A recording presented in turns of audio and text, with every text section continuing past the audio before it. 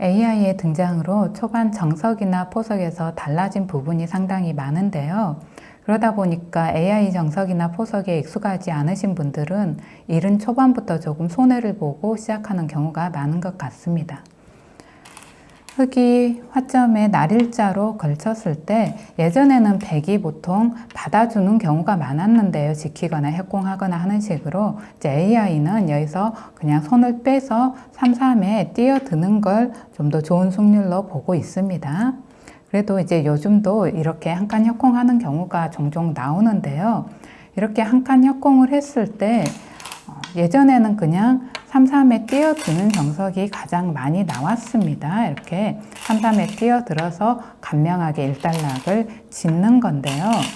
요즘도 종종 등장하는 이제 형태입니다. 이렇게 3-3에 뛰어드는 건 흙이 실리를 차지하고 백이 두터움을 차지하게 되는데요. 이제 달라진 부분이 예전에는 백이 이렇게 이었는데 이게 나중에 백이 넘지 않은 그 활용이 좀 남아 있어서 이거보다는 이렇게 두는 게 더 낫다는 겁니다. 그래서 이런 식으로 일단락이 되는데 AI는 이 결과를 흙이 좀 좋지 않게 보고 있습니다. 백이 두텁게 모양을 마무리 짓고 이제 선수를 잡아서 손을 돌리게 되니까 백이 좀 더 활발한 결과로 보는 것 같습니다.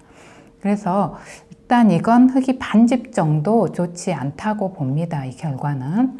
그리고 여기서도 백이 뻗었을 때 흙이 젖혀 이어서 백을 먼저 튼튼하게 해주지 말고 일단 하나 미는 걸 좀 더 낮게 봅니다. 젖히는 것보다는. 그러면 백이 막으면 이걸 흙이 젖혀 이은 다음에 끊어서 싸우라고 합니다. 이렇게 되면 조금 이제 이것도 백이 좋은 승률로 보는데요. 약간 난전이 될 수 있습니다. 그래서 여기서는 흙이 하나 밀었을 때 백도 그냥 하나 뻗는 걸 좀 더 낮게 봅니다. 나왔을 때 막아가고 흙이 여기를 젖혀 있고 이런 다음에도 이거 하나 끊어 둬서 이렇게 맛을 좀 남기고 이런 식으로 두라고 하는데요. 이것도 이제 백이 조금 좋은 결과로 보고 있습니다. 그래서 애초에 백이 한 칸 협공을 했을 때 흙이 3-3에 뛰어드는 게 좋지 않다는 겁니다. 사실 저도 그냥 백이 한 칸 협공을 하면 보통 3-3에 그냥 뛰어들었는데요. 이게 좋지 않다고 하니까 앞으로는 이제 3-3에 뛰어드는 수는 되도록 피해야 될 것 같습니다. 네, 여러분도 이제 실전에서 상대가 한 칸 협공을 했을 때 곧장 이렇게 3-3에 뛰어드는 수는 되도록 피하시면 될 것 같습니다.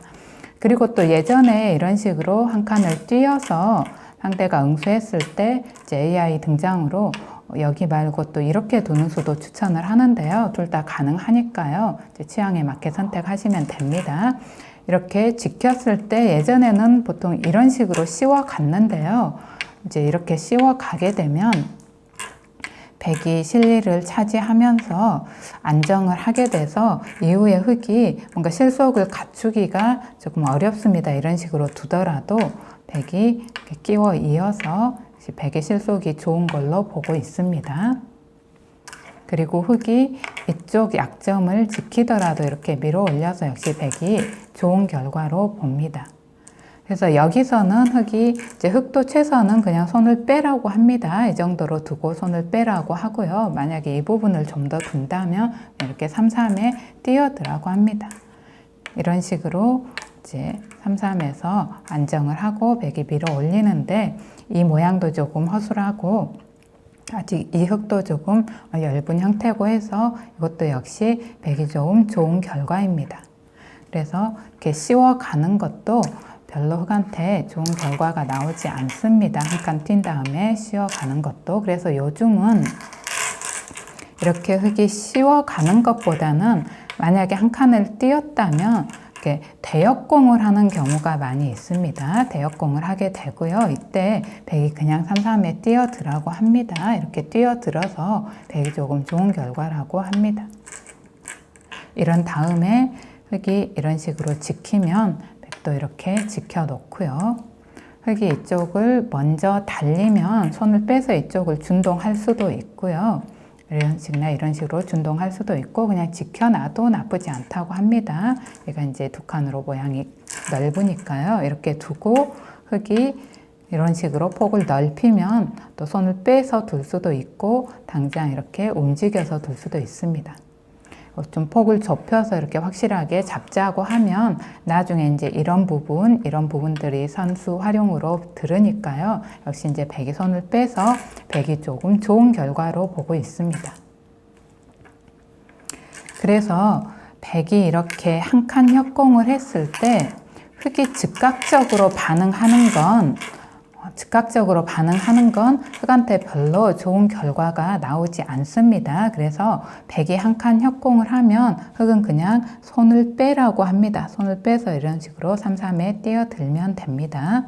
백은 어느 쪽으로든 막아갈 수 있는데요. 가령 이쪽으로 막아간다면 이렇게 두고 백이 이쪽을 좀 이제 추궁을 한다면 흙이 손 뺀 거를 어차피 근데 한 수로는 제압이 안 됩니다.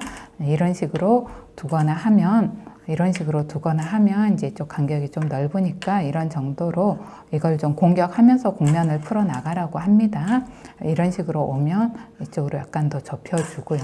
그래서 이런 정도로 두면 이제 이런 정도로 이제 좀 공격을 해서 국면을 풀어 나가고요. 이렇게 두면 이제 또 한 발 정도 좁혀서 이 정도로 해서 공격을 하면서 이제 좀 국면을 풀어 나가라고 합니다. 이렇게 해서 이거는 이제 흙도 만족인 결과입니다. 이런 식으로 이제 호각의 진행이 됩니다. 그리고 백이 이쪽을 막게 되면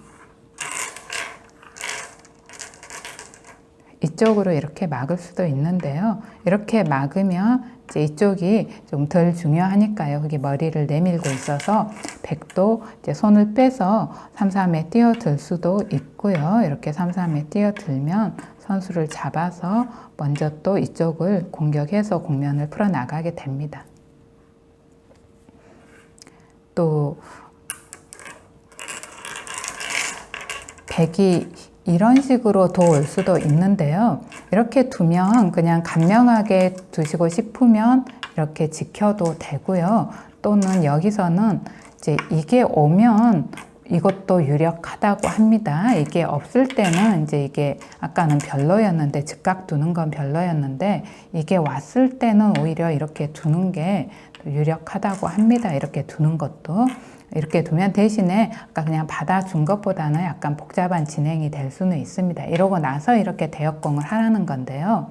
이렇게 진행이 됐을 때 본래는 이 돌이 여기 삼삼에 뛰어들어야 되는 돌인데 여기에 있어서 약간 능률이 떨어진다고 보는 것 같습니다. 이런 식으로 판을 이끌었을 때. 그래서 이제 여기를 백이 오게 되면 받아줘도 되고 또 이렇게 뛰어서 대역공을 해도 됩니다. 어쨌거나 이걸 이런 식으로 해서 백이 어딘가 둬서 선수를 흙이 잡더라도 여기 삼삼에 뛰어들어서 아까처럼 모양이 기본 우리 예전에 뒀던 기본 정석처럼 그렇게 모양이 정리되는 걸 흙이 별로 좋지 않게 보고 있습니다.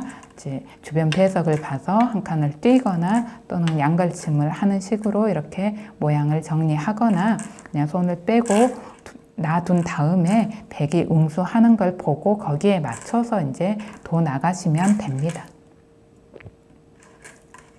그래서 이 한 칸 협공 정석이 좀 우리가 예전에 익숙하게 알고 있던 부분이랑 많이 달라진 부분이니까요. 이렇게 협공했을 때 곧바로 삼삼에 뛰어들지 마시고 이 모양 이대로 놔두더라도 백이 한 수로 어차피 제압할 수 없는 형태니까요. 그냥 이대로 웬만하면 놔두고 다른 곳으로 이제 도 나가시면 될 것 같습니다.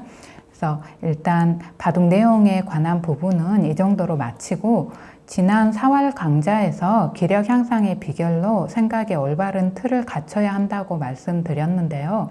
그 부분에 대해서 좀 더 얘기해 보겠습니다. 사실 바둑을 두면서 어떤 생각의 틀이라는 게 있다는 것조차 자각하기 어려운 경우가 많습니다. 그리고 일정 시점에서 그런 부분을 조금이나마 자각한다 하더라도 혼자 힘으로 올바른 틀을 갖춰 나가기가 바둑에 아주 뛰어난 재주가 있는 경우가 아니라면 쉽지 않습니다. 그래서 바둑을 배울 때는 입문 초급 단계가 가장 중요한데요. 이 단계에서 정식으로 제대로 배워서 어느 정도 올바른 틀을 갖춰 놓으면 이후로는 혼자서도 노력만 한다면 충분히 꾸준한 기력 향상을 이어나갈 수 있습니다. 하지만 이때 틀이 한번 잘못 잡히면 그렇게 잘못 잡힌 틀이 평생 이어질 수 있는데, 그래서는 같은 노력을 기울여도 기력 향상이 더디고 또 일정 수준에 이르면 더 이상 올라가기 힘든 한계에 빨리 부딪히게 됩니다. 그리고 중급 단계에서라도 기존의 잘못된 틀을 바꿀 수 있는 좋은 환경을 만난다면 시간이 조금 걸리더라도 조금씩 바꿔나갈 수 있는 가능성이 있는데 반해서 고급 단계에서는 뒤늦게 환경이 뒷받침되더라도 쉽지가 않습니다. 고급자의 경우는 나름대로 본인 실력에 대한 자부심이 있고, 그래서 본인의 생각의 틀에 잘못된 부분이 있을 거란 생각 자체를 하지 않는 경우가 많습니다. 그리고 혹시 본인이 잘못된 부분을 인지하고 바꿔보려고 해도 이미 오랫동안 고착화된 틀이라서 바꿔나가기가 쉽지 않습니다. 그래서 되도록 초급 단계에서부터 제대로 생각의 틀을 갖춰 나가는 게 좋은데요. 현실적으로 초급 단계에서부터 그렇게 이끌어줄 좋은 스승이나 조력자를 만나기가 쉽지 않습니다. 그래서 그런 환경이 되지 않는 경우에는 본인 스스로 올바른 틀을 갖춰 나갈 수 있도록 나름의 노력을 기울여야 합니다.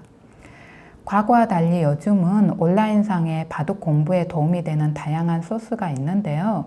그런 소스들 중에서 바둑의 기본 원리와 대세관 등 큰 틀을 바로 잡아줄 수 있는 소스를 신중히 선택하셔서 본인 스스로 올바른 틀을 갖춰 나가도록 노력하셔야 합니다. 주변의 조력을 전혀 받을 수 없는 경우에 다양한 소스를 통해서 스스로 깨우치고 올바른 틀을 갖춰 나가는 과정은 전적으로 개개인의 역량에 달려 있습니다. 다만 애초에 생각의 틀에 대해 인지를 하고 올바른 틀을 갖춰 나가야겠다는 생각을 하는 것만으로도 바둑 공부의 방향이 달라지고 암기보다는 원리와 이해를 기반으로 공부를 하게 되기 때문에 기력 향상에 있어서 긍정적인 방향으로 나아갈 수 있습니다. 학창시절 교과목 중에 바둑과 가장 유사한 과목이 수학인데요.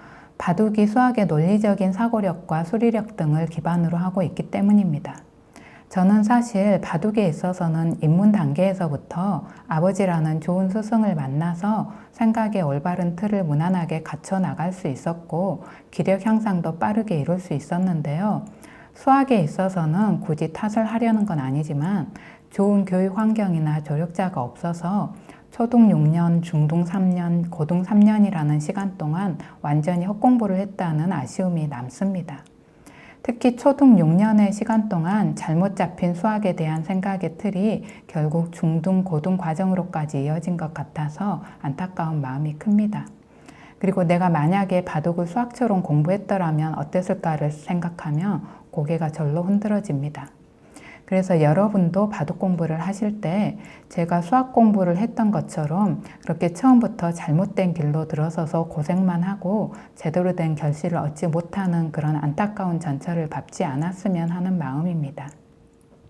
다음번에는 제가 바둑을 배우면서 생각의 틀을 형성해 나간 과정에 대해 구체적으로 말씀드리기에 앞서서 제가 학창시절 12년 동안 헛공부를 했다고 생각하는 수학 공부의 과정에 대해 말씀드리면서 바둑 공부의 방향과의 연결고리를 찾아보려고 합니다. 시청해 주셔서 감사드리고 영상이 도움이 되었다면 구독과 좋아요 부탁드립니다.